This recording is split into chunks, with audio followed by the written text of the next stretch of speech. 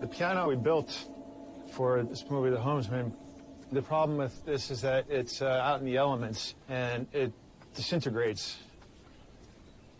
But I think it's a noble death for a piano. The wind is a big feature in the movie, and we thought that it'd be great to be able to tune the wind.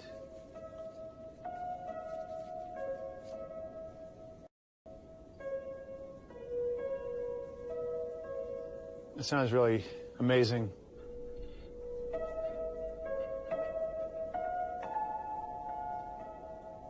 This is part of the fun of experimenting. You know, you figure this stuff out.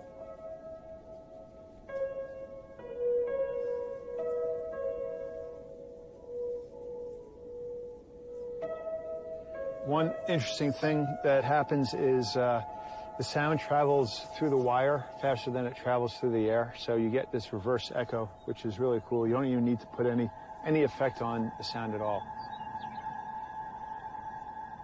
I mean, you can hear it all the way down in the valley. It's more than just a concept of doing something cool that nobody's done before. It's more fun. Samurai's death here on the hill.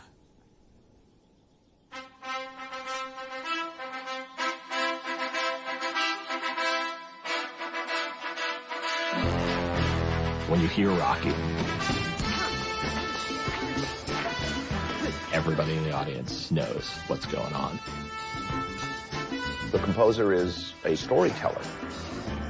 Music has the ability to shape and in some cases alter or even subvert what the filmmaker is communicating. The score is the heart and the soul of the film. Film music can make an exciting scene more exciting. We call it emotion lotion, because you can make you feel anything we want you to feel. It's being able to communicate on a level that they can't tell in pictures. Great film music can elevate.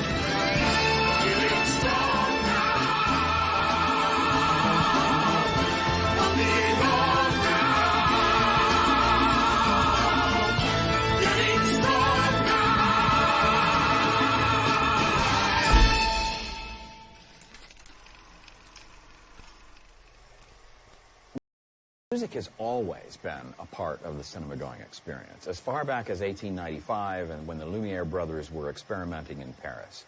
In the earliest days, it is true, music was thought of as something to cover up the noise of the projector. Silent films were never silent. There was at least a pianist in the smallest Nickelodeons, and sometimes the bridge between them was a theater organ. There were many theater organ makers, but the one that produced the most organs and is thought to be probably the best is the name Wurlitzer. It showed how a person could bring to life the movies that were otherwise quiet.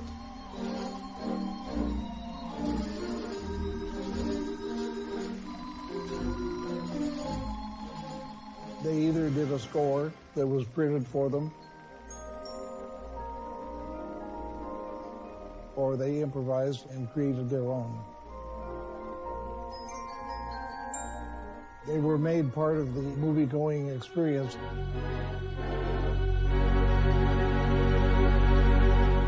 A number of people had toyed with the idea of scores in Hollywood. Max Steiner's score for King Kong in 1933 was a landmark. When King Kong came out, wait a second, orchestra music in a movie?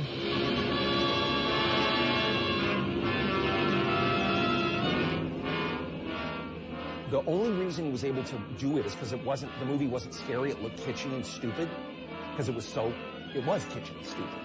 But then he put that music in.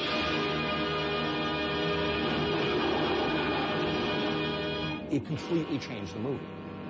It made it frightening.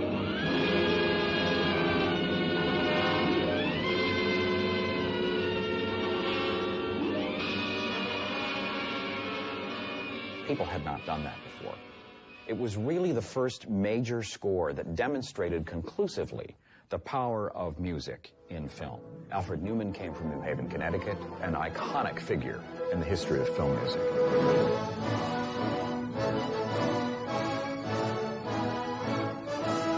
A sound that favors horns and woodwinds.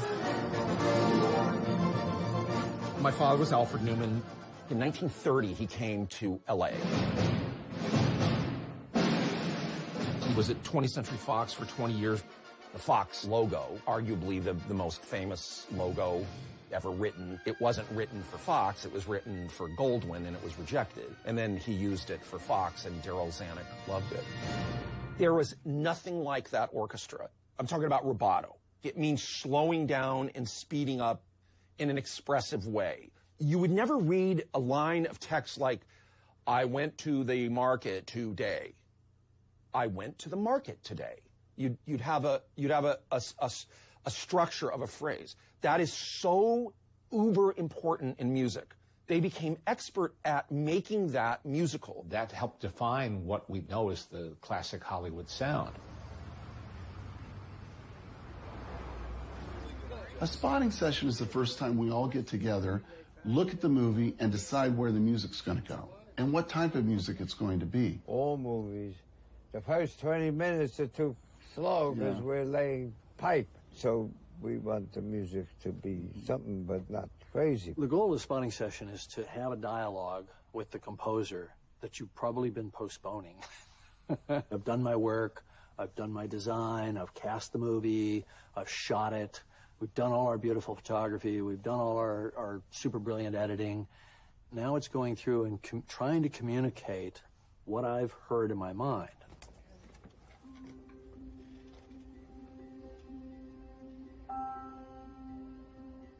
All mothers are our rocks. So it says Open Road Pictures, then we're going to cut to possibly not the front door, but a shot before the front door that establishes the house. Got it. Spotting to me is really important because it gives me an idea of what the director's looking at and what he's looking for. Something that's peppy right away, and then we come here, we slow down. You're collaborating with people. I want them to feel like a filmmaker like them has come into the process. I'm the one that specializes in this one thing that they're uncomfortable with. You're trying to come up with music that supports the scene and complements it in an unobtrusive way. You spend as much time as you can immersing yourself in the backstory. As a film composer, you're part of the storytelling team. You want to spin forward to the next cue, Gary? Yeah. This one sort of ends when she comes around the corner, right? I try to get a sense of what their insecurities are. The more time you spend with them, the more you get those answers. Most directors don't know how to convert emotions into musical, or into music.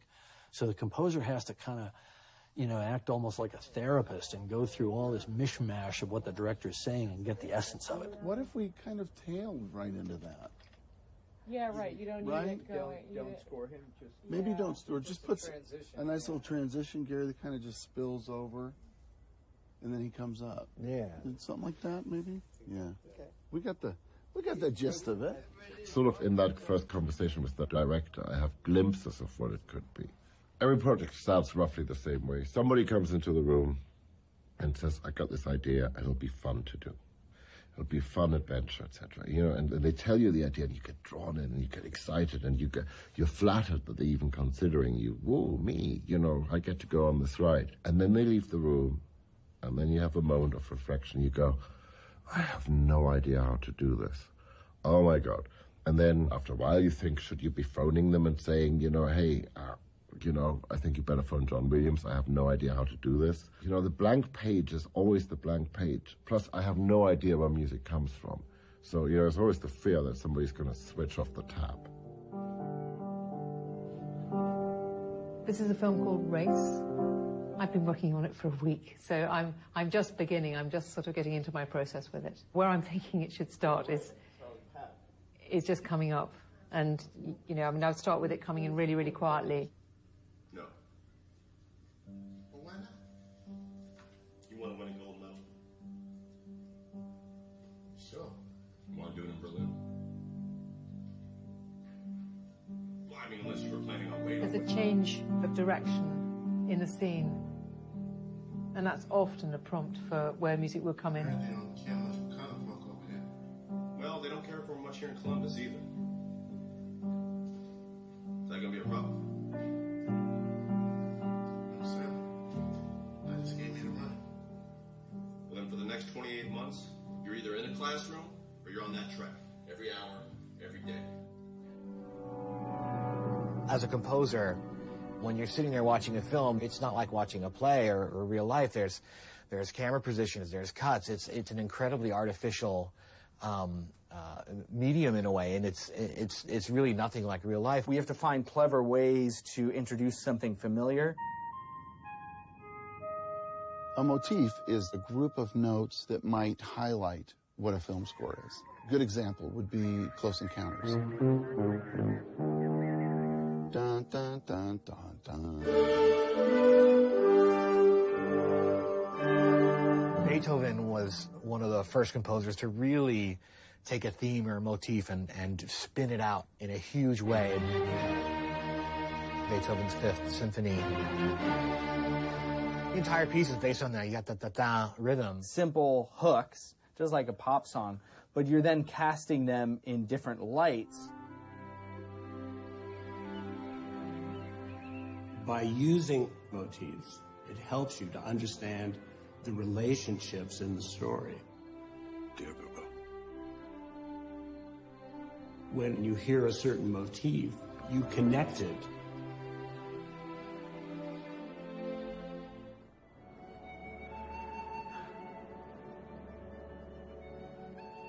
And it actually helped you follow the story. 9 companions.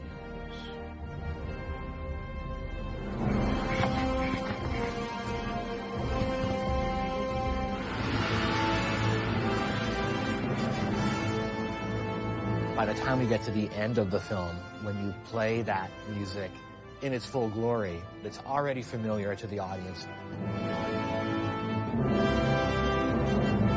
We're kind of building things up to that main course.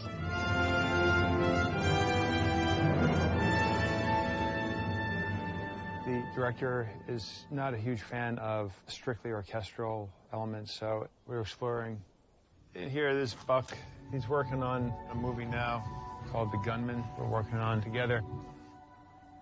We're a little bit under the gun, and that's nerve-wracking. One of the things we were working at was processing these kalimbas.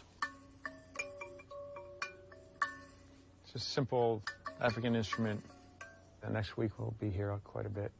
I'm pretty relaxed about it. Buck's not.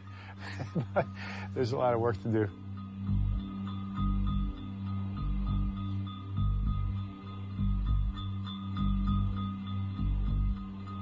It's the kalimba you hear. She's following a mystery to find out what's happened. The music needs to have a bit of intrigue.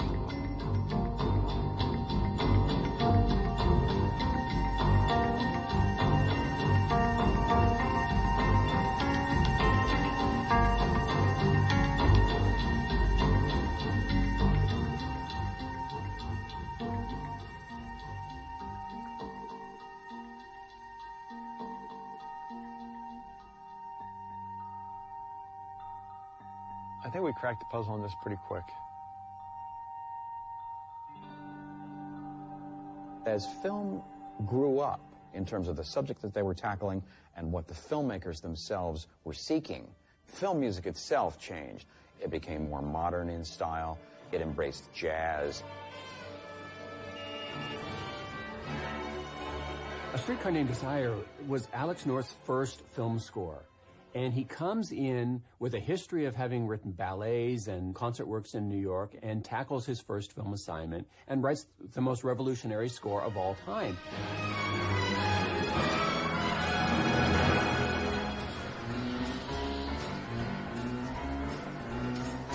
The first film score incorporating jazz in the writing structure. Jerry Goldsmith said when he heard the score for the first time, he knew that film music had changed and would never be the same.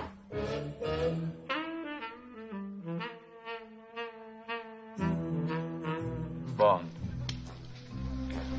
James Bond. John Barry came from his own band. The performing music that sounded like early James Bond music.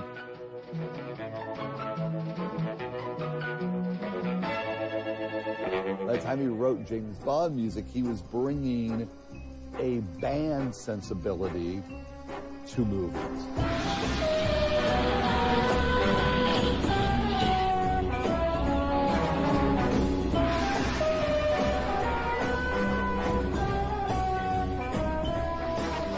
The thing about big band was that it was cool and it swung. Felt like this was a guy who could do anything. You will not hear any film which is to do with spying or secret services without a reference to Bond. I mean, it's become the thing to go to in the same way that Morricone was for spaghetti westerns.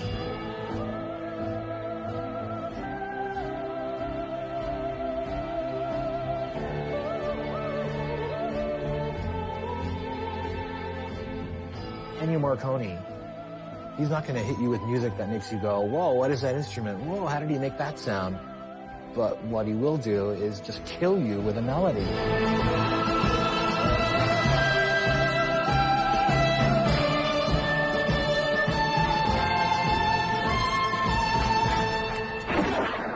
The Good, the Bad, and the Ugly is such an iconic piece of music. You know, he just took that sound of a guitar and it just put it into that Western environment.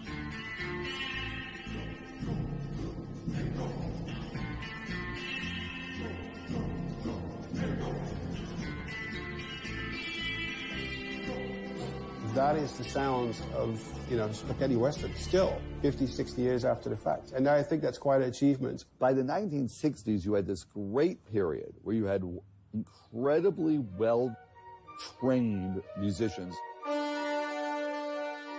Bernard Herrmann had come out of dramatic radio, and his ability to take a sound and create a specific kind of unique orchestra that was specific to each film was groundbreaking.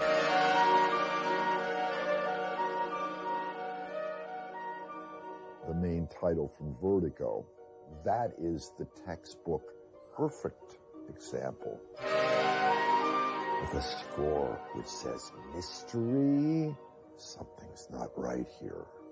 Stay away, but please come running. That was different than other writers at the time. These are not melodic ideas. These are little phrases that had circular madness to them that worked really well in Alfred Hitchcock movies. It felt like everything's driving forward in a thick, inevitably disastrous way. Bernard Herrmann, he had balls. So just to do what he did with Psycho in the shower scene.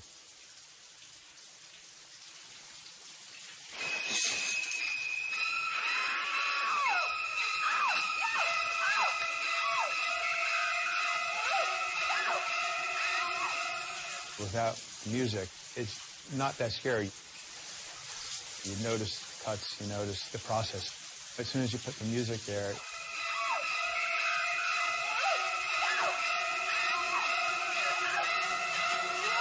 you're stuck in the mindset of this psychotic killer. Outside of the context of that movie, people probably just wonder, what the hell is the noise? Turn it off.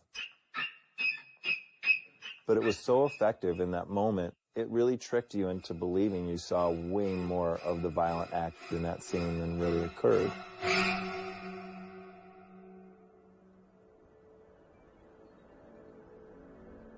When you read a book and it says, there is this great forest, everybody pictures a forest.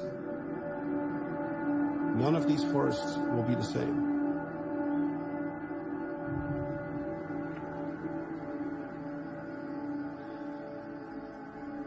It's exactly the same with music. You can ask 15 other composers to read that same script. They will all have different musical ideas. One of the things that I find so liberating about film music is the fact that any instrument is valid as long as makes the movie better.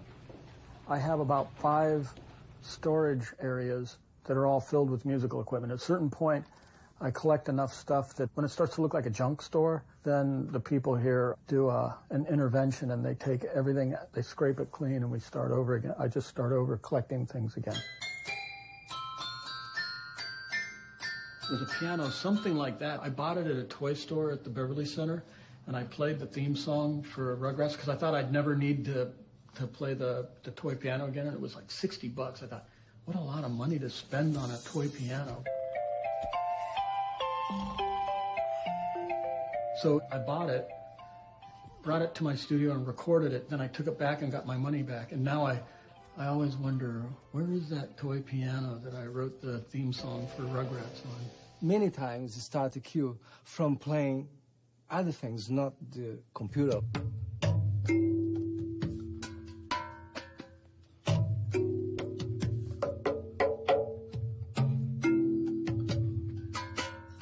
These are tuned sleigh bells. They're very rare. There's music in everything. I'll be taking an elevator, you'll be in the thing, and then all of a sudden the door will be like, and you're just like, what was that, man? That was cool, you know? And you come back to the studio and you try to recreate that sound, and what would that sound like in musical form? So that's why I'm always trying to distill what the world sounds like into music.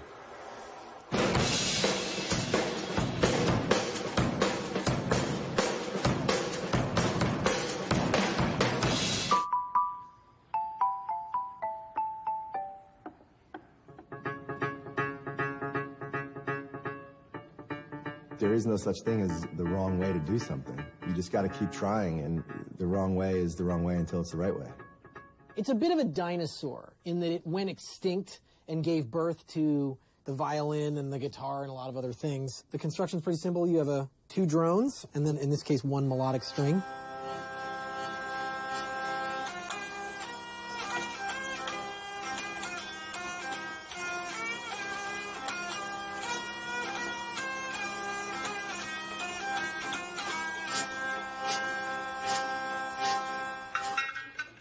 It's kind of suggestive looking, at least, you know.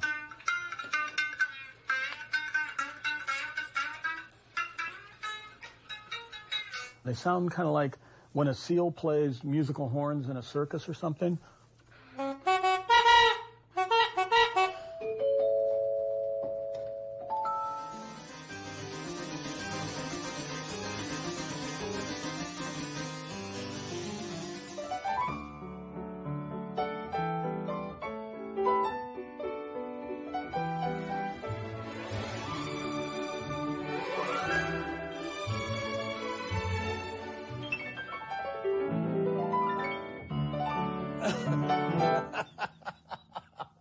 I haven't played that for years. Now that I got the groove, I can imagine like what could be a melody on top, right? So.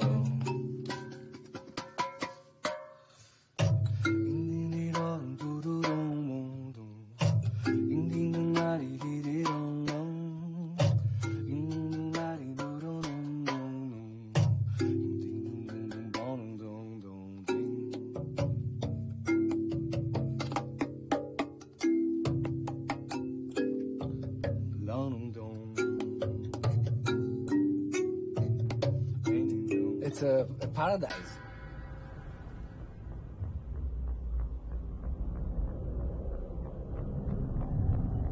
I try to find a general rhythm in a scene. Mad Max, I spent at least 7 months producing the score. Trying this, trying that. Different types of drums.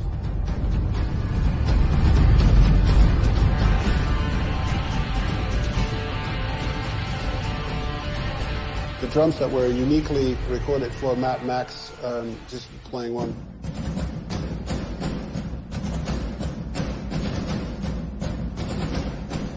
If you combine all these multiple tracks together, then you can get a really, really interesting quality of these drums playing together, and pretty aggressive, which I'm a big fan of.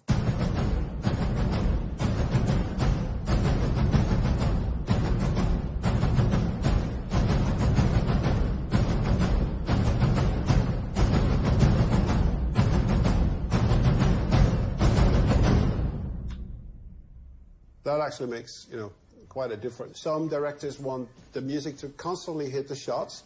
Other directors want really long pieces of music that go over multiple shots at the same time.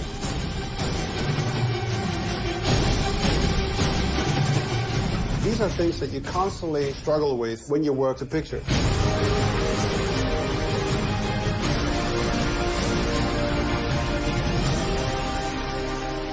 I don't care what music it is, but if I make a track, it has to give me goosebumps myself. I don't say that to be arrogant, but if it doesn't hit me in the stomach as being a great piece of music, I cannot expect the audience, anybody out there, to have a feeling that it hits the stomach. If it gives me goosebumps, it's pretty likely it'll give someone else goosebumps, because I think goosebumps come for everyone from similar places. When we're looking at emotion and other kinds of responses to music, there are many structures in the brain that are involved. Music is so multifaceted, it's so multidimensional. Different aspects of music are processed by different systems in the brain. So when you're looking at something like melody and pitch, that's processed by one system in the brain. When you're looking at the time-based aspects like tempo and rhythm, that's processed by another system. We are having some sort of a physiological response that the body is showing, and the goosebumps is actually just a sign of what's happening inside your body. There's a system in the brain, ventral striatum and nucleus accumbens in particular. It's our reward center. Things like chocolate or sex, these are reactions that we can see involve these structures. So it's interesting because the same kinds of pleasurable feelings we get from chocolate, dopamine release, we could see some of the same kinds of activations in the brain to music. It's the one art form that technically doesn't exist. You can touch musical instruments, you can touch CDs or cassettes or vinyl that contain the music, but you can never actually put your finger on music. It's just air moving a little bit differently. All music is doing is providing some structure to these air molecules. So if a truck goes by, it's pushing air molecules against our inner ear. If someone's playing cello, it's pushing the exact same air molecules against our ear, just in a different structured way. And there's something odd, but really, really interesting and powerful about that. But they'll never take our freedom! Makes armies march into battle. Makes people cry. It can really increase the overall emotion in a way that will make a movie stay with its audience long after the last frame of film. We are doing something here. We're harnessing something from the ether. Film music and orchestral music in general is of great interest to neuroscientists and to scientists because of its great power to emote. Film music is usually something that we're not paying conscious attention to, and yet it has such a powerful impact on us. On Remember the Titans, the music for me was written so specifically for that. What's very interesting about using music in film, it's providing a very specific context for the music. There's a permanent linkage, so when you hear it again, the experiences you had in the theater are evoked. I never even thought about whether it could be used elsewhere. Thank you. God bless you. And may God bless the United States of America. The phone rang. A friend of mine said, I'm at the convention. Remember the Titans is playing as loud as a Kiss concert. I wasn't asked, which I'm not happy about, but it's quite interesting watching it being used for something completely different.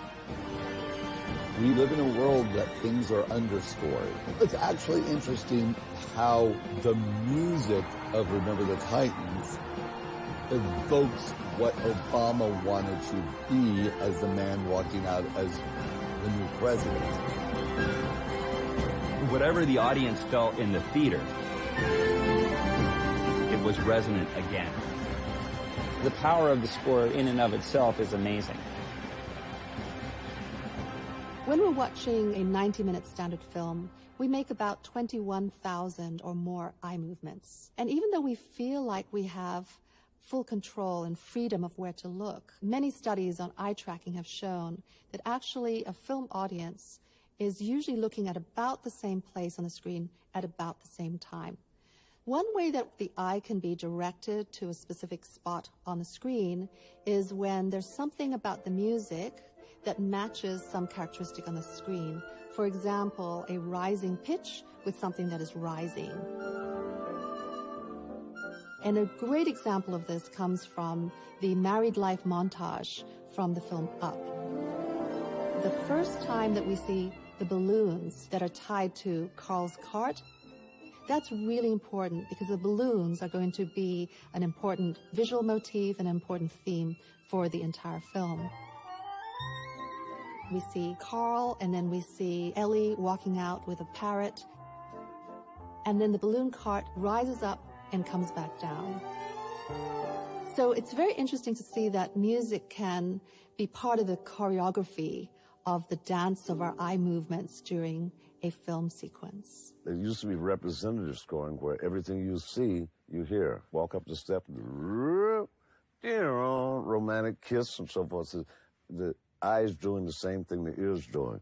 There's so many decisions to make in movies. Hollywood was going through an odd transition in the 60s, especially the mid-60s to the early 70s. One of the things that got thrown out was the idea of the old-fashioned orchestral score. Now there was a movement toward source music, folk music, more intimate types of musical groupings.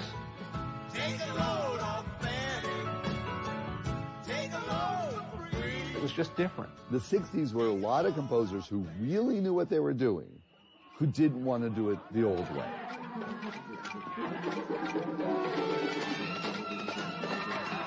Jerry Goldsmith, he was absolutely the most innovative composer to work on mainstream movies on a regular basis.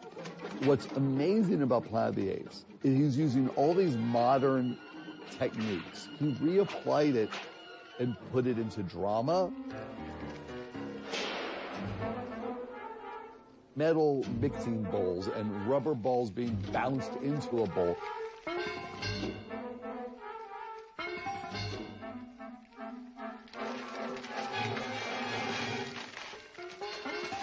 Just kind of screwing with the orchestra the way he did and just being so ballsy in his choices and it being so on point for that movie. It'll always be one of the all-time great science fiction scores. Chinatown was written in 10 days after an earlier score had been written, recorded, and thrown out. And it's very interesting that, you know, Jerry comes in and he looks at the film and he immediately decides he needs 4 harps, 4 pianos, strings, percussion, and a solo trumpet.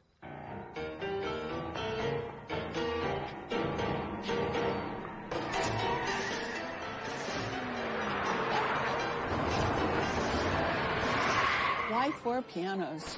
I mean, Jerry was just sort of the godfather of all of this, wasn't he?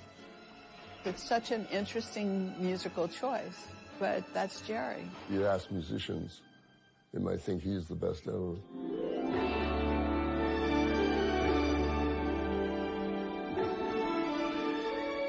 When I heard the Reavers, I said, my God, this guy must be 80 years old. I really thought, Really?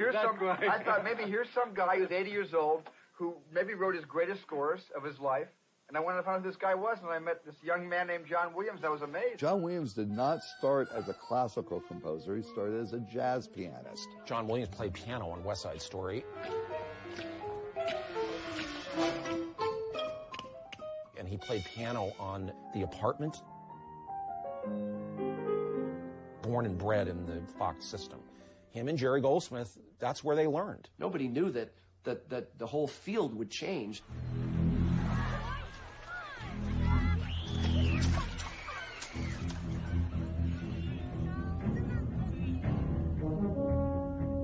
When we saw Jaws, if it didn't have that ba-dum, ba-dum, none of us would have known what was happening.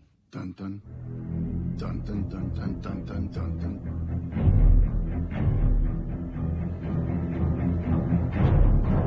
It was pretty brilliant. And it was almost like a crazy experiment.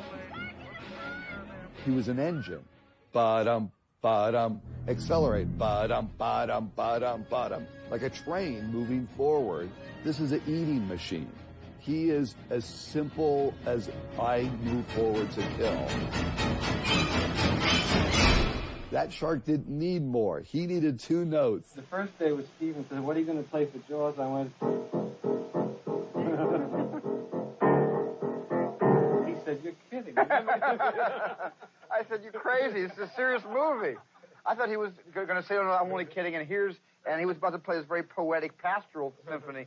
And John said, no, you've made a very primal movie.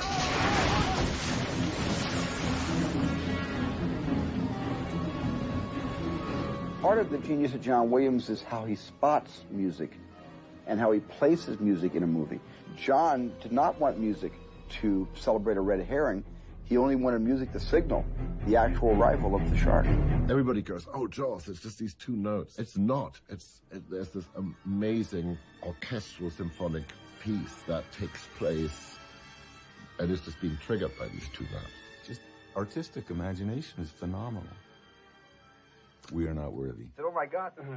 You know, it's a rebirth. Film music is back. It's alive.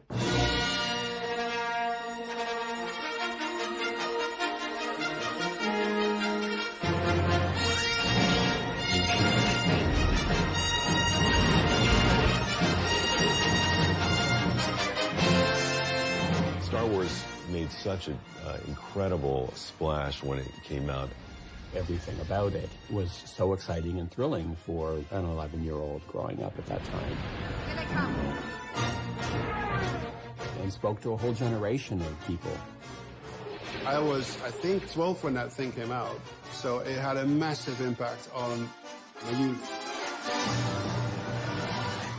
We had the theme for Star Wars like locked in our head as a kid.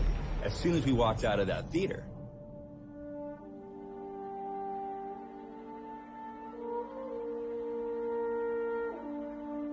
Musically, yes, it is a symphonic score, but I mean, it's one of the best scores I've probably ever written. It's impossible to think of Star Wars without Williams' music.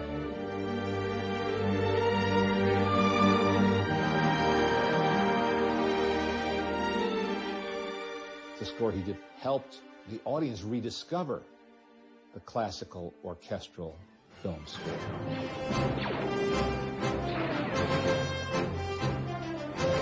Spielberg and Lucas can lay claim to many things, and one of them is helping to reintroduce audiences to that kind of movie-going experience. Star Wars turned the shit upside down. It was John Williams that made me, first of all, realize that film music can be of a quality and distinction that is as great as any of the classical composers I grew up with. There's the traditional idea of good and bad and how they were exemplified in music. I like to always go to Star Wars because, you know, there's those beautiful themes, John's main theme, and then there is the love theme.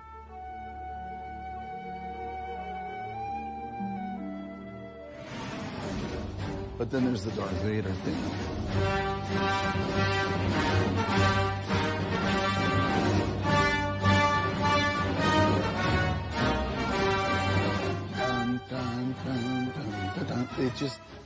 It's so martial and so broad that you go, oh boy, there's something not good here.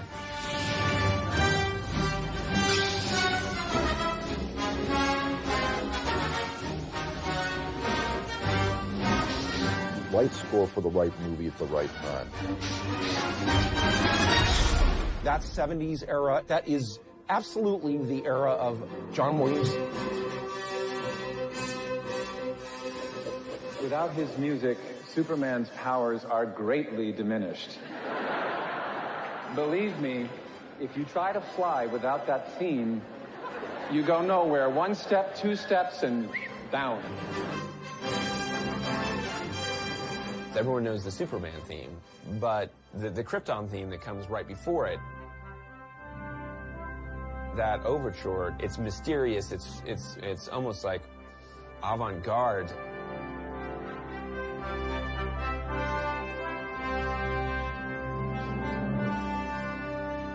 that sets up this really tuneful double chorus melody, almost makes it, to me, 10 times more of a piece.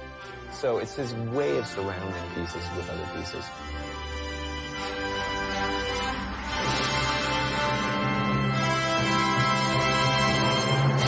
Most of the world, if you were to play the music from Jaws or Star Wars or Raiders of the Lost Ark, most folks would know exactly what that was. Raiders of the Lost Ark. If you hear the melody without the rhythm, you can recognize it. Ba da da da da da da. But if you just do the rhythm ta ta ta ta ta ta ta with no melody, you recognize it either way.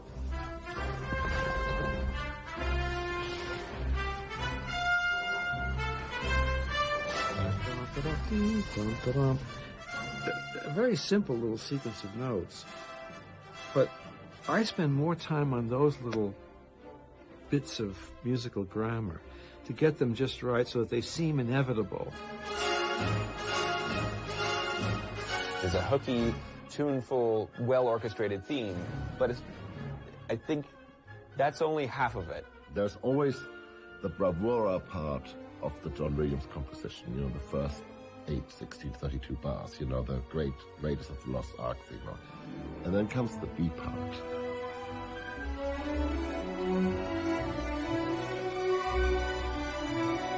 It's less well known, but it's so beautifully crafted. And I always think that's the part he writes for himself. I think he's as brilliant as people feel he is, and as popular as his music is, he's even better than that.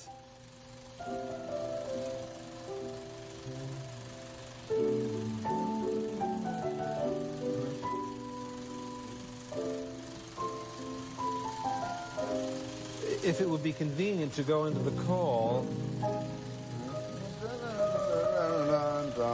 Yeah. I like that. As a matter of fact, it seems like a very natural transition. Up or down? Maybe once down. It could go down once and then go up. What a score needs to do has changed because of how filmmaking has changed. Let's take John Williams. Let's take the end of E.T.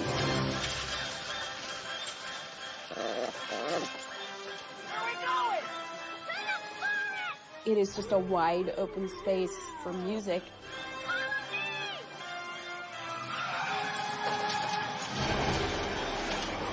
When was the last time that somebody left a space that open and said, I want this to be a music moment where you just bring that tune home?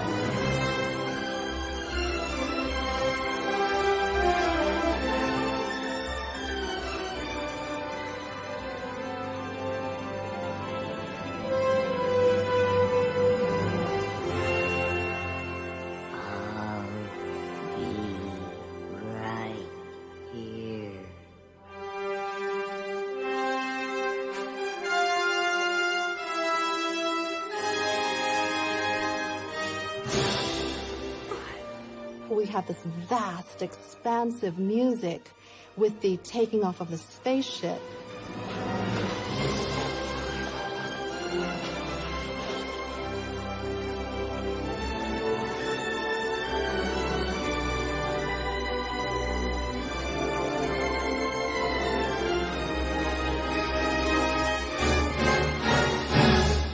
John Williams, Steven Spielberg decide that we're going to go from big music to reminding us who's going into that spaceship. We could look at what is happening in the story as being very sad. These are farewells.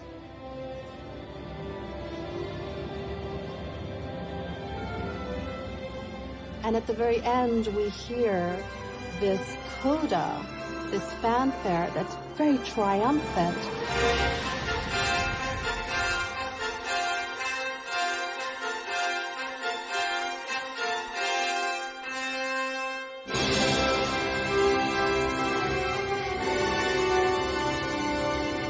That is saying that we're looking at this from Elliot's viewpoint, that it's not a loss, but it's almost like saying mission accomplished.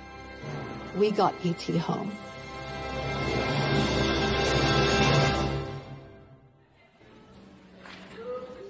In the orchestra, one of the things we love is the 10-minute break. But on 10s, when you have been inspired by the music, there's an electricity.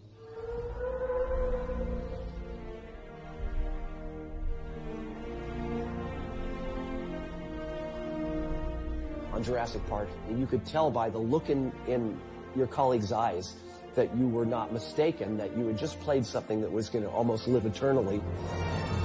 Almost anything we do with John Williams is we know it's going to be unbelievable. We always leave the sessions like feeling, why can't all the sessions be like this?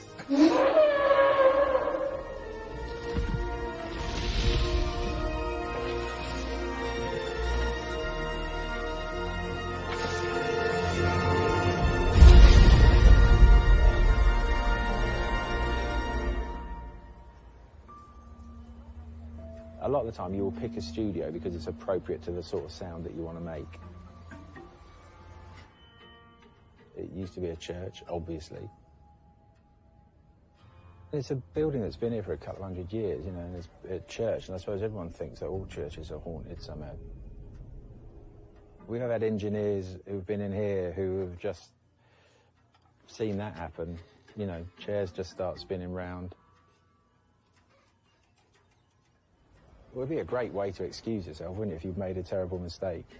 It was the ghost that did that, but no, you know, all the terrible things that happened here are always based on people, usually me.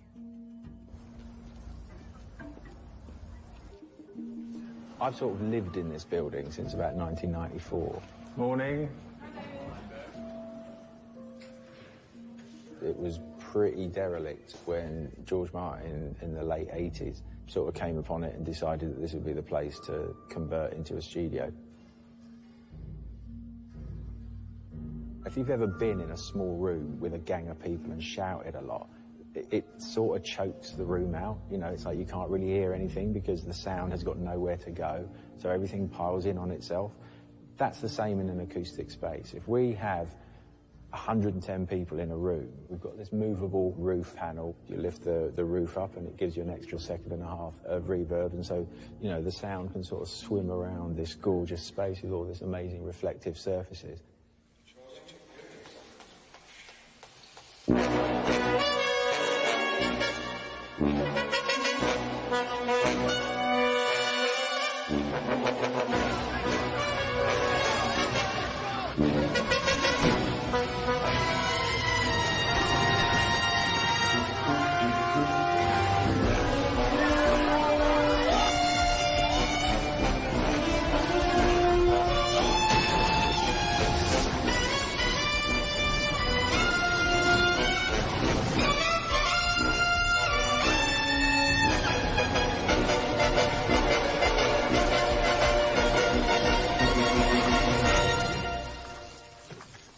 We used up to 100 mics on a session. That all gives you the choice as to how close or how far away we want to feel from the music. It's a very different acoustic to Abbey Road.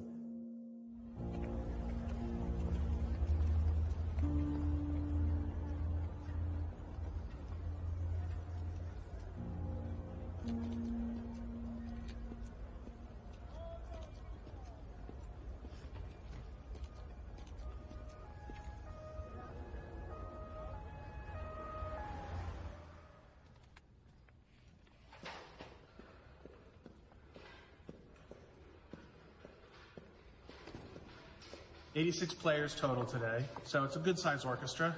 We're here in Abbey Road Studio number 1, which is the big orchestral room at Abbey Road. Check, 1, 2, 3, test, check, 1, 2, 3. There doesn't appear to be a great deal of sort of absorbent material on the walls, so it still has a bit of a live sound to it. When the orchestra cuts off, you get a really great bit of reverb.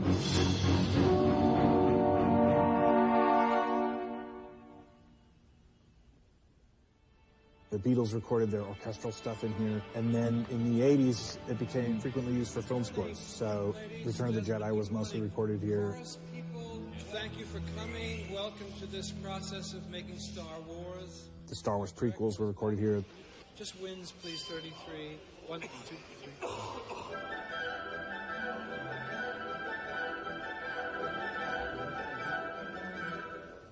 The first 3 Lord of the Rings movies were recorded here.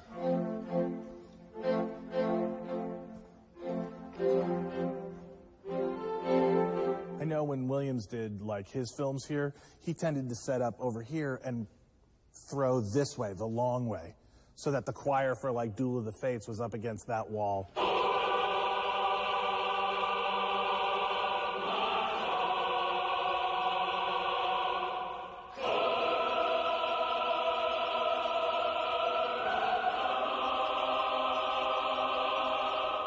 Our sound engineer on this film, he asked for this layout because he prefers it in terms of getting the sound that he wants.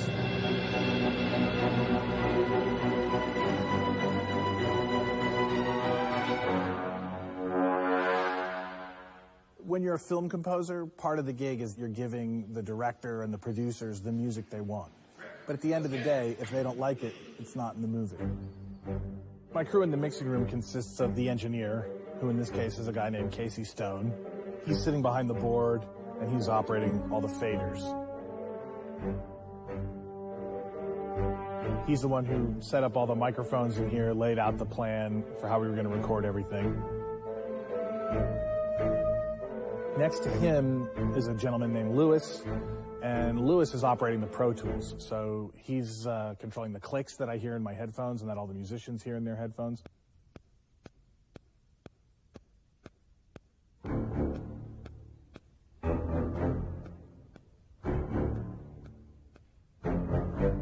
And then he's also recording all the takes, making sure they're all labeled correctly. There's a gentleman named John Finkley. He's the music editor. He is the person who will take all the takes and assemble not only the version that we use in the film, but also the version that we end up making the soundtrack album from.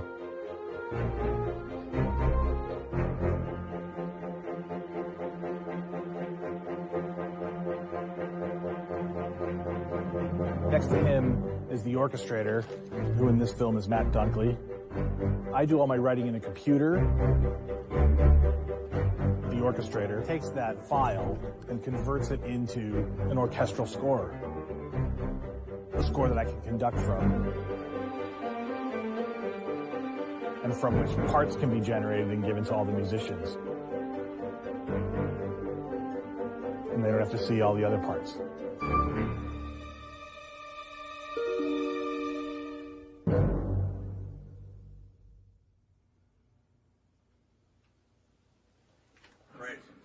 Really. Moving on? Yeah. Right. Different cities, different influences, different rooms. In London, usually they play with a gentle sound.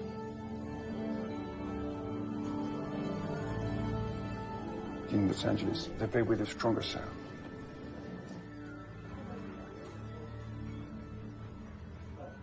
I do work very hard, you know, and I have a team that also works hard with me. It takes a lot to get to this point.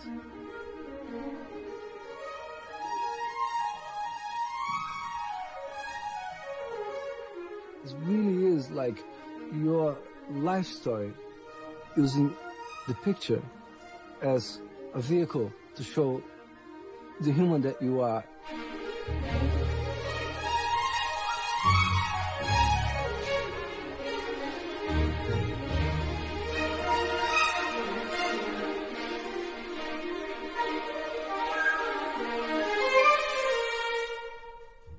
That was amazing. Conducting a score is something that everybody used to do. It's not so much that the composer doesn't have the chops to go out there and conduct an orchestra. Many of them do. But it's often more important for them to be in the booth listening to what the orchestra is playing and sitting right there with the director to know how the director's feeling about what he's hearing.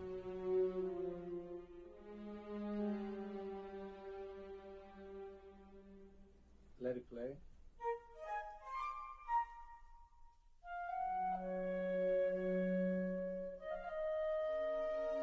You know, if you speak to John Powell or Hans Zimmer, they'll say they prefer to be in the control room, not conducting, because that's where everything's fed through. They have more control. I mean, basically, we're all going after the same thing. We want the best result.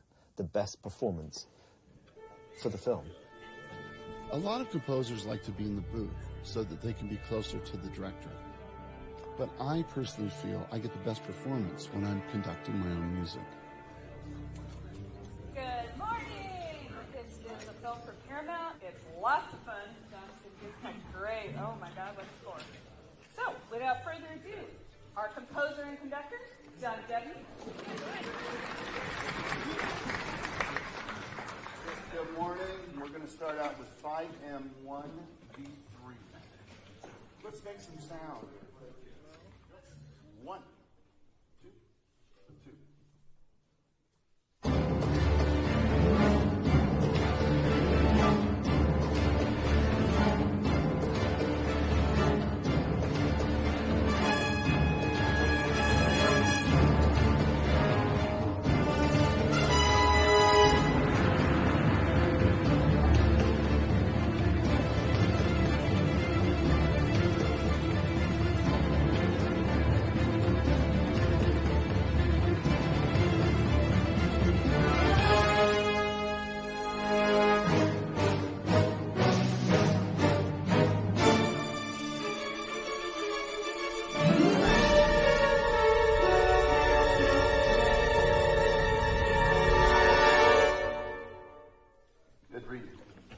Sight-reading musicians, the studio musicians, really are an incredible breed. Producers or filmmakers, they say, well, how many days did they have to rehearse this? And I say, none. That was it. They never saw it before. And they go, what? What? There's a technique to being able to sight read, to being able to congeal as a section, as a studio sight-reading orchestra. 24, we are faster right away. When you're writing music, you're writing a letter to the performer. You're getting a set of instructions on what they're supposed to do. And if you do it right, it should be a love letter. And you should show again, I know your instrument. I know who you are. You have many, many players trying to play the same note, but no one can. Everyone is off by microns of a percentage, which gives it that chorusing effect. If everything was consonant and perfect, music would be terrible. I mean, it would be like putting auto-tune on Etta James.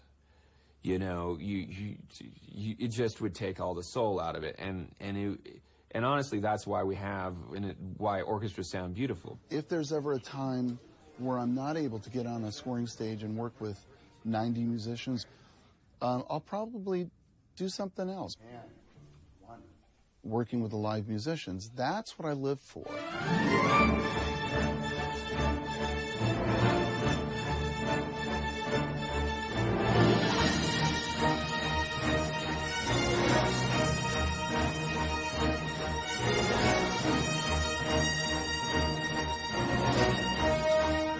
Standing on the podium and giving a downbeat to a piece of music that you spent a long time crafting,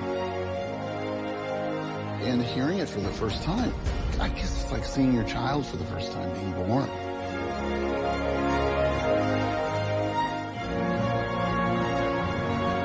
The joy, the emotion of what that is, it's really everything to me.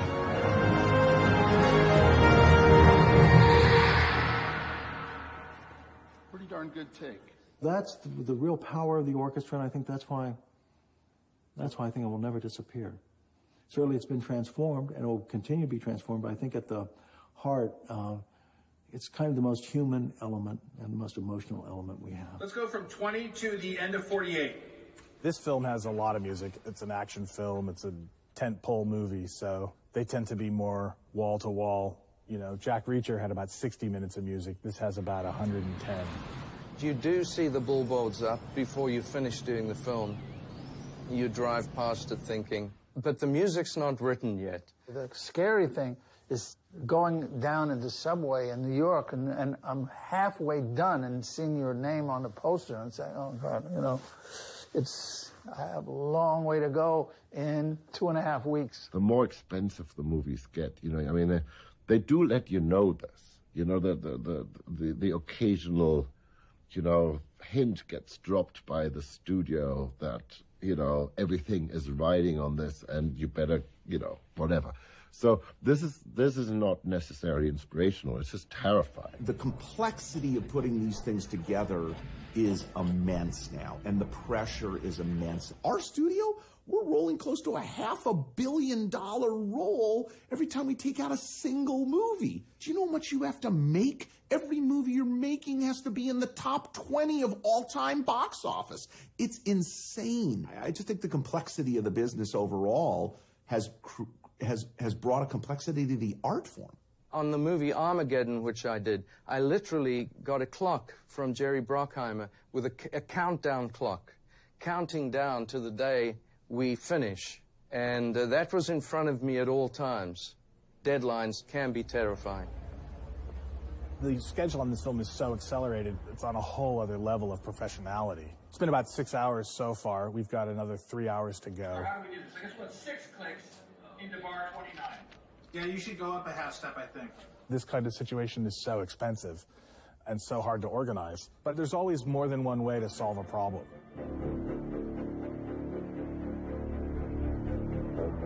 And you can solve this problem by changing the music at this cut, or you can solve it by changing the music at that cut.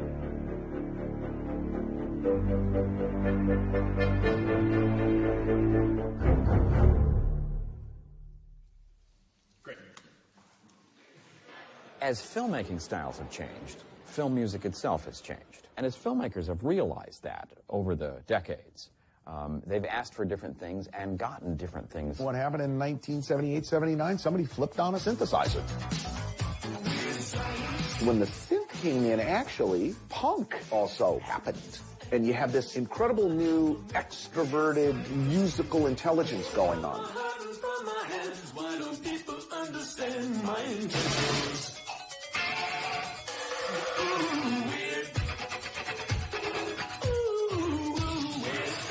Danny Elfman. He was a performer. You know, Tim Burton. One day he gets to make a movie. Who's he going to have scored? Hey, how about his favorite band? Yeah, I love Oingo Boingo. Who's in Oingo Boingo? Who's really the principal songwriter? Who's really doing what? Oh, it's this guy Danny Elfman. Bingo bango. I was starting to write weird but elaborate compositions. I wrote a thing called the Oingo Boingo Piano Concerto No. 1.5. Without having written that, I never would have taken Pee-wee's Big Adventure.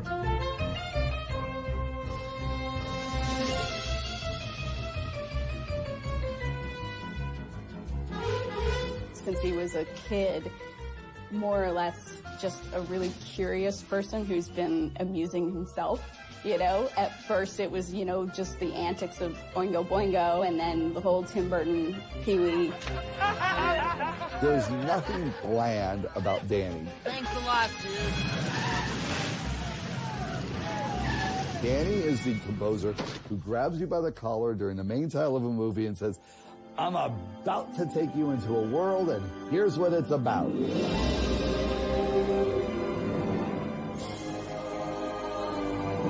Danny's biggest strength is, I think he comes up with the most amazing little short musical ideas that then become big musical ideas. When he fully, exploded with Batman, everyone's mind was blown. Batman, it was like there was only one template, John Williams, and we didn't want to do that. Again, I had nothing to go on. There was no model of what kind of chords, how do you do a darker score that's still fun and has energy.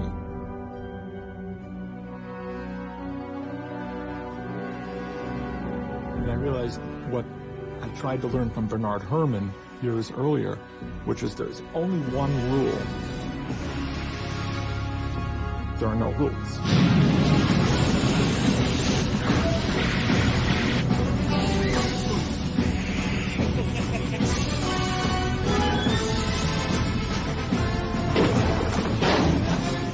He can broach the big orchestral world with the very uber contemporary world, and he does it really seamlessly. You can hear his sound, his personality.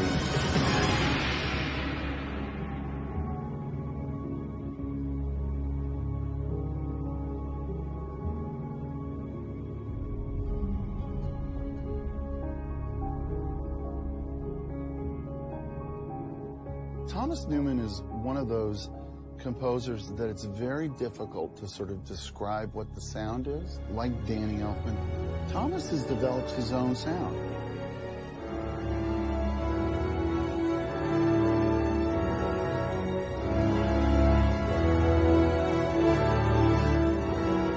The first score I worked with him on was Shawshank Redemption.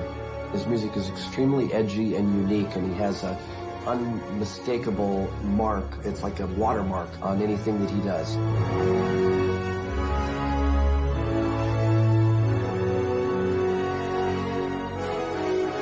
That's the lasting piece of art, Shawshank.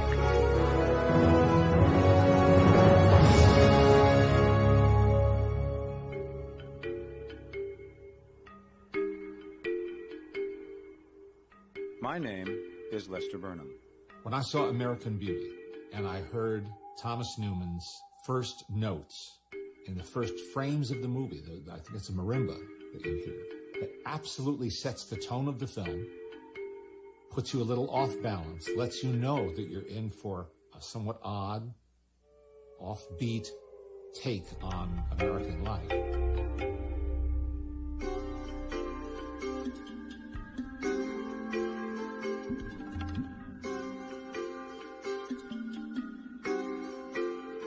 The great thing about Thomas Newman is he's managed to capture a way of doing uncertainty.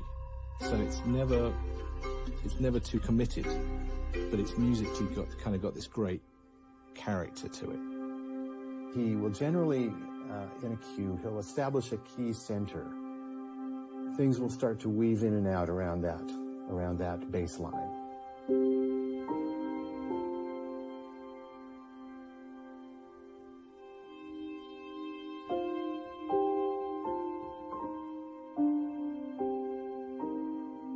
That creates a kind of a texture that lives behind the orchestra. When the orchestra comes in, it becomes part of that texture.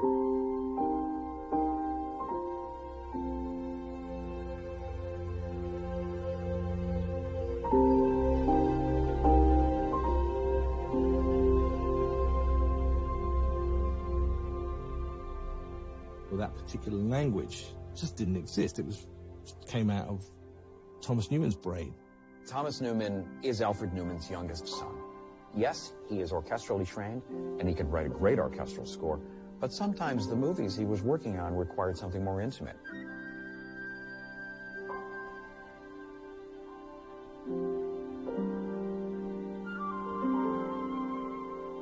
A lot of times you can get a mood, a prevailing mood, and just slap it onto an image and let it sit for 2 minutes. Everybody rips it off. Everybody. And they don't realize. They don't realize. They're thinking, this is film music. This is how I do film music. This is how I do that thing.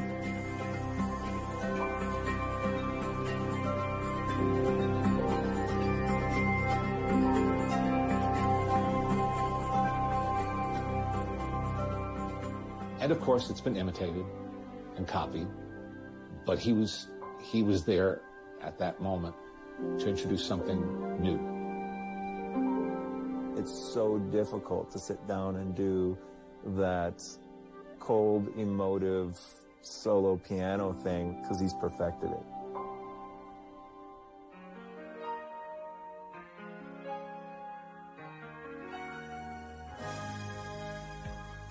MTV is going on the air. What video are they first gonna play? A song called Video Killed the Radio Star? If you look closely, you can see Hans Zimmer in the background.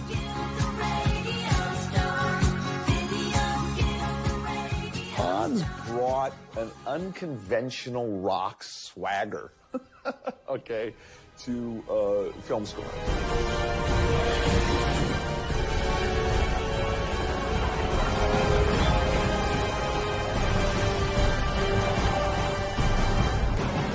There's a brutality about the way that the orchestra plays. There's a violence, if you will, an aggression.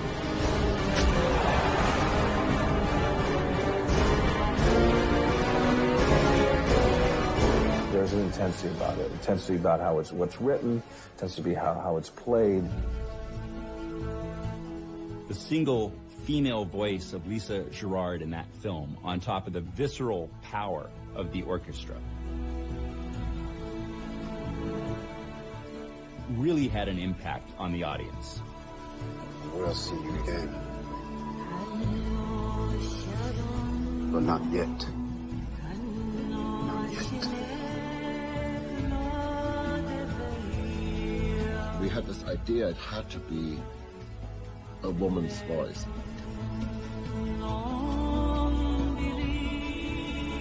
Why do you want a woman's voice in a Gladiator movie?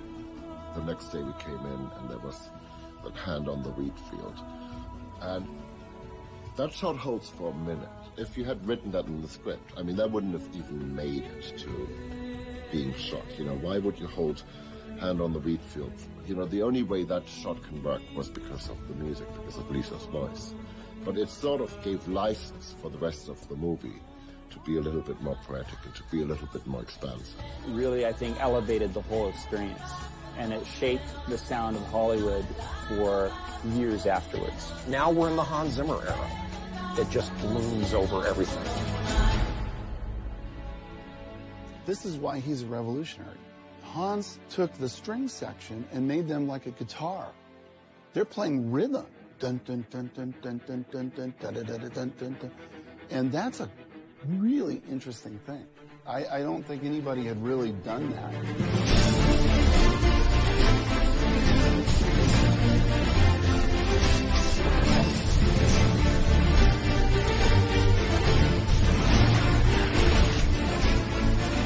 Pirates. It's like Led Zeppelin.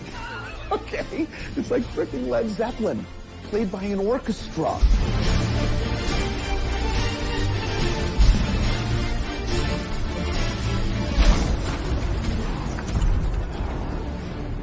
What Hans certainly, has done on Dark Knight is obviously blur this line between this giant symphonic sound and electronics, and you're not quite sure where one ends and the other begins. The sort of light, repetitive string ostinatos, you hear that so often.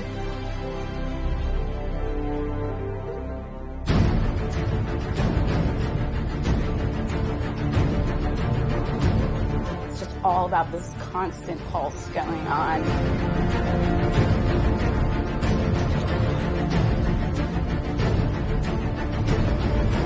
Terribly powerful. Terribly exciting. Hans Zimmer is still, he's a legend that's still becoming more legendary. The end of Inception, it's like a new morning.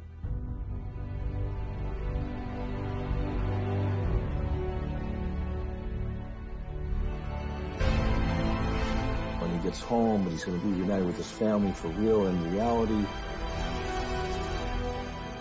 you're led in one direction like it's going to be okay. Hans Zimmer's score really washes over you in waves.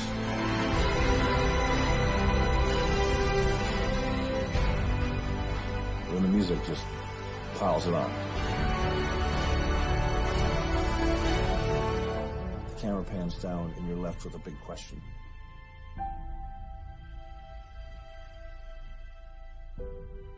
Wow, music adds quite a bit here. We've seen over the last 5-6 years where people that are not film composers were asked by a director to do something unique. Like Trent Reznor and Atticus Ross. And I think these are really good examples where people just really love that people that have an artist career in the world outside of film scoring can bring so much authenticity in music and sounds to a picture.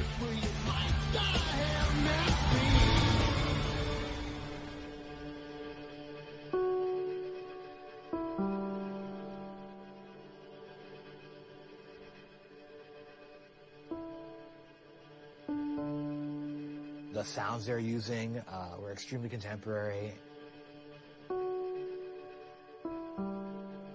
Their score for Social Network, it's an emotional palette. It's a very disturbing kind of lyrical piano. It's human, but it's technical. It's emotionally dark, but it's got some feeling to it. When David Fincher calling, hey, I want you to score my next film. Fuck yeah. It's a movie about Facebook. I'd be hard-pressed to think of something that sounded less sexy, you know. And we were shuffling the deck, trying things that didn't feel intuitive.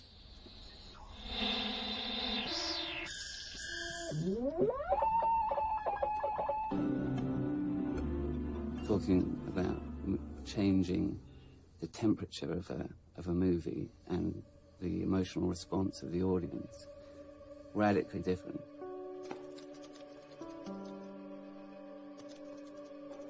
The whole movie feels different after that. I think it feels like a much more important film than a kind of, college life tomfoolery. You know, that it could have been misled into feeling with the wrong music in there. And ever since that point, you know, there are a lot more electronic artists doing film scores. Electronic production and engineering and a whole different way of looking at music that is often much more visceral. Trent Reznor and Atticus Ross is open there. I think it's totally deserved that, you know, Trent Reznor not only, you know, got nominated, but also won an Oscar for score. I mean, it's completely deserved. When you have an unconventional image with unconventional sound, like with a lot of the things that Trent and Atticus are doing, the results can really be so much greater than the sum of their parts. What the net result of that is, you know, in some ways, a sort of beautiful chaos. Film music has changed fairly radically.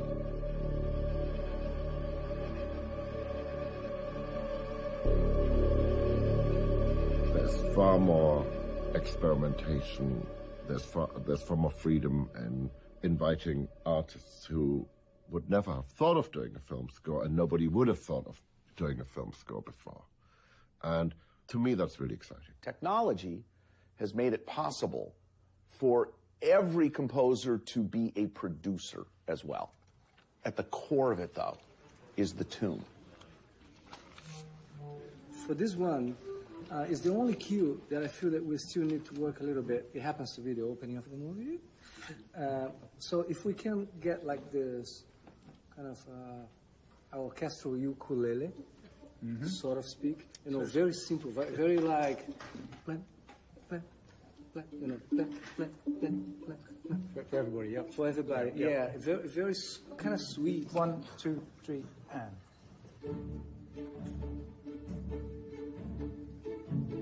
Can we do it? Okay. Can we be like, so your nails go on top of the string, so it's kind of dirty. So you can yes.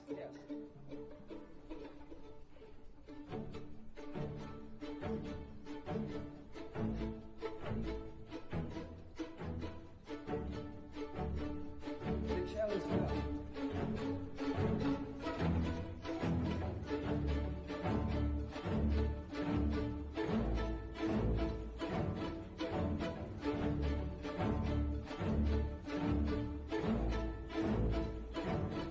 Amazing sound. Happy? I'm more than happy, man. I'm like hypnotized.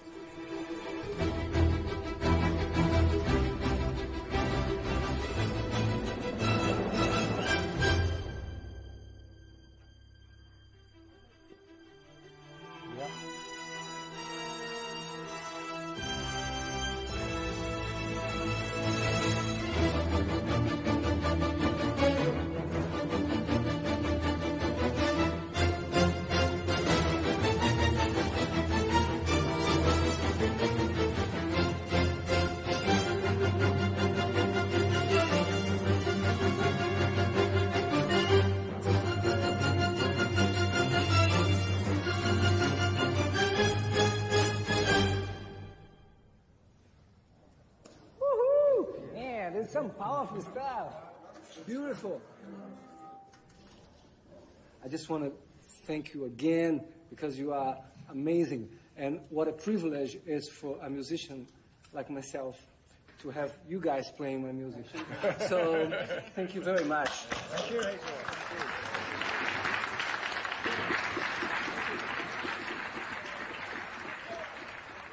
Film music is essentially a recorded art. Once you have the recording, then you're into mixing, the more technological part of the production.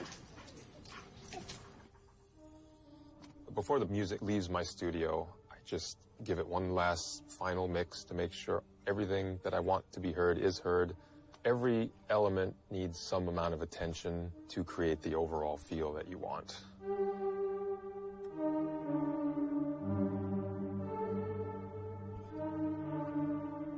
So that's his main little melody. Very simple, because he's a big, simple, evil dude. So there's a point where it's a really dramatic moment in the film. Up until this point in the music, I didn't have any French horns, so I introduced them.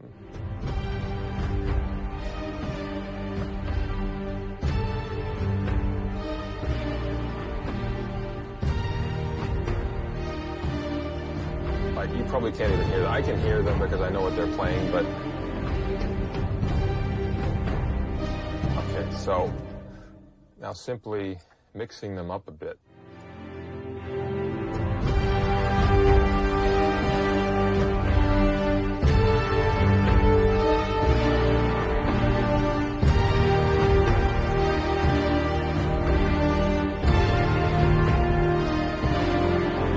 Every time I played that just then, they were there. When I turn the horns down, I don't feel that emotional peak.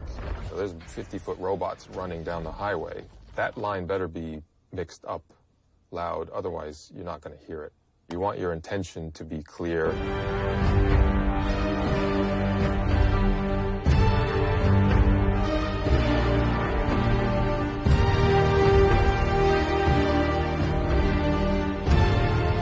The horns just give it kind of more of an emotional weight. That's a part of mixing, is just making sure the elements that you want to grab hold of the audience are loud enough to make a statement. You can't really be wishy-washy. You have to make bold statements.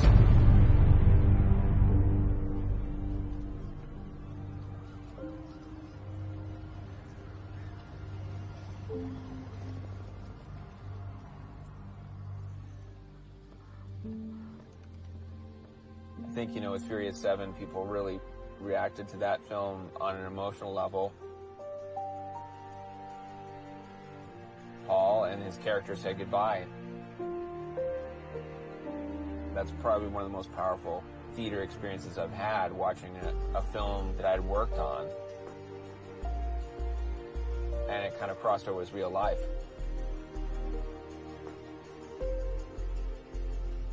You can feel when a cue is working the audience. That's what I love about film music. It's all emotion. I think seeing audience reaction to films that you've worked on is really helpful. It doesn't help you for the film that you just did, because it's already out in the theater. But it certainly will help you for the next film.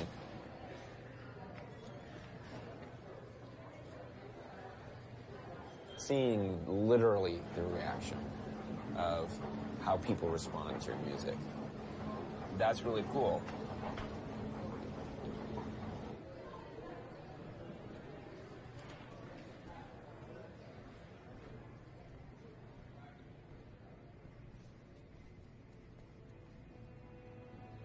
Now, often I'll cruise up to the front and creepily turn back and look at the audience watching the movie.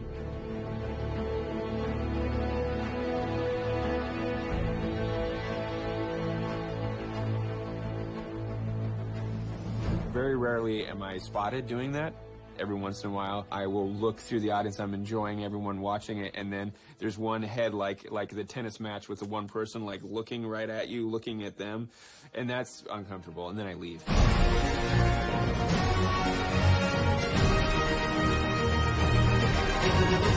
You want to get a sense of how did this work, especially in the scenes that are really musical.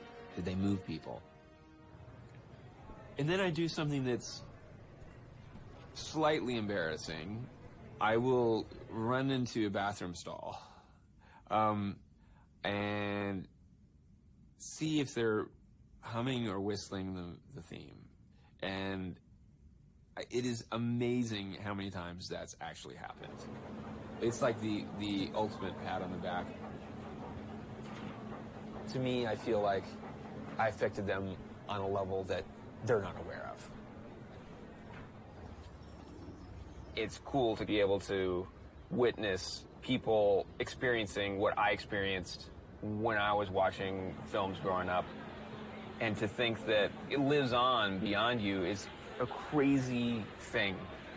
I mean, it's definitely going to outlive me. You know, these movies will be continued to be watched, and that's really cool. One of the responsibilities we have as film composers is we're the last people on earth who on a daily basis commission orchestral music. Without us, the orchestras might just disappear. And I think that'll create a rift in, you know, human culture. I think it'll be such a loss to humanity.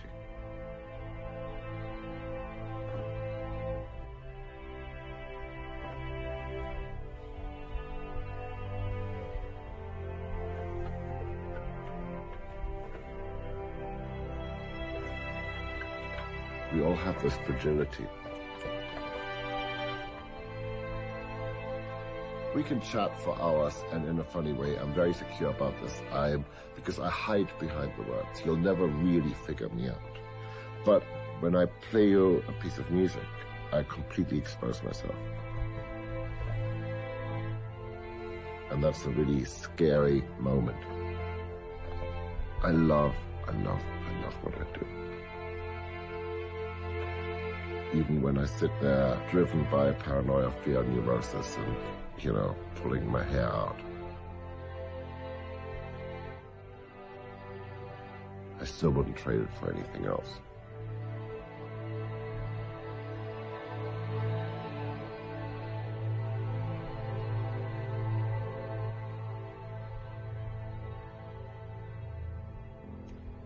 Very few people can be inspired every day to write something brilliant. Whether or not you're aware of it, music plays such an important role in how you respond to a film. All your other work on a film can come to nothing if you don't get the music right. You constantly have to reinvent yourself, and you have to adapt to very, very difficult psyches. It's quite a lot of weight to carry on your shoulders. You're just struggling and you have self-doubts. And sometimes you crash into a wall. The satisfaction of succeeding, yeah, it's really something. Film music is one of the great art forms of the 20th and 21st century. There is something about what the film composer brings in by their intuition. That unique ecology, that unique combination is what makes film music so powerful, so mysterious, and probably uncapturable to us as scientists.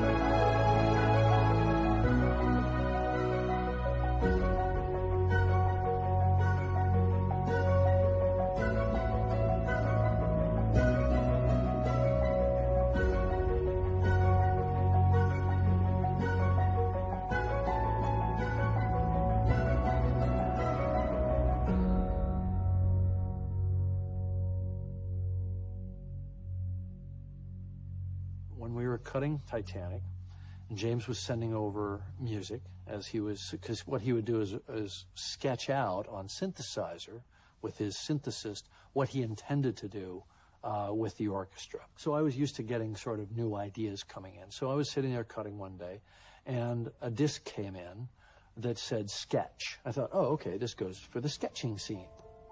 I just kind of slid it around until I found a place where it seemed to sync with the scene nicely.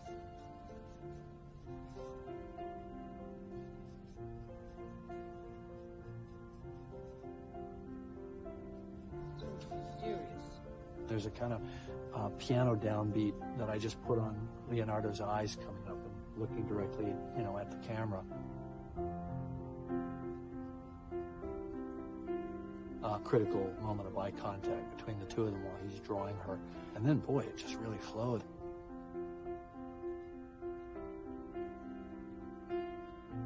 So I was so excited about it, I called him up and I said, this is working so well. I put it up to the sketching scene, and it's working fantastically. He said, oh, no, that's just a sketch. It's just a piano sketch of a melody. We can drop it in anywhere. And I said, but it works beautifully on this scene. He said, really? I said, yeah, get your ass over here. So he came over. He said, oh, that works pretty well. Okay. He said, all right, I'll orchestrate it. I said, no, just a piano.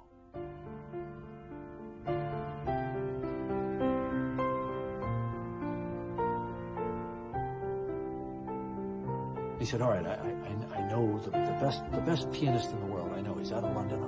I said, no, it's you, buddy. It's you.